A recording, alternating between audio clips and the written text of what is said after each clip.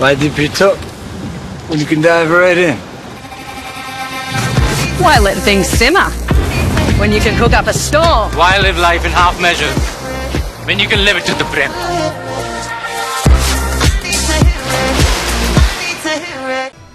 BRS మహాధర్నా లగచర్లలో arrest చేసిన వారిని విడుదల చేయాలంటూ బాధితుల తరపున ఇవాళ పోరాటానికి సిద్ధమైంది బీఆర్ఎస్. దానికి సంబంధించిన బ్రేకింగ్ వార్త మనం చూస్తున్నాం. లగచర్ల బాధితులకు అండగా బీఆర్ఎస్ పోరు బాట పట్టింది.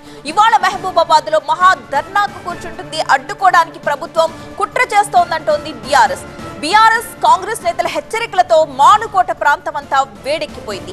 మహాధర్నాను అడ్డుకోవడానికి కాంగ్రెస్ పార్టీ కుట్ర పన్నుతోందని మాజీ మంత్రి ఎర్రబెల్లి దయాకర్ రావు ఆరోపిస్తున్నారు. ఇప్పటికిప్పుడు ఎన్నికలు జరిగితే బీఆర్ఎస్ కి 100 సీట్లు ఖాయమన్నారు. సీఎం రేవంత్ ఇప్పటికైనా తన తీరు మార్చుకోవాలన్నారు ఎర్రబెల్లి. ప్రభుత్వ వ్యవహార శైలితో గిరిజనులకు ఇబ్బందులు పడుతున్నారంటూ మరో మాజీ మంత్రి సత్యవతి రాథోడ్ కూడా విమర్శించారు. ఈ మహాధర్నాకు పోలీసులు అధికార యంత్రాంగం సహకరించాలని కోరారు.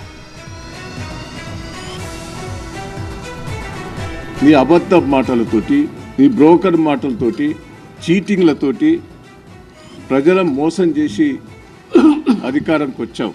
ఇప్పుడు ఛాలెంజ్ చేస్తున్నావు.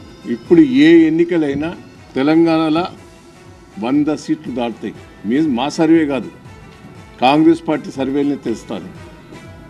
ఆ భయంతో ఇక ఎట్టైనా నేను ఉంటానో పోతానో అని మొత్తం దోసుక తింటాండి హైదరాబాద్లో. మహారాష్ట్రకు కూడా ప్రచారానికి వెళ్ళిన వీళ్ళు కట్టకట్టుకొని మొత్తం గిరిజనులు ఉన్నారు.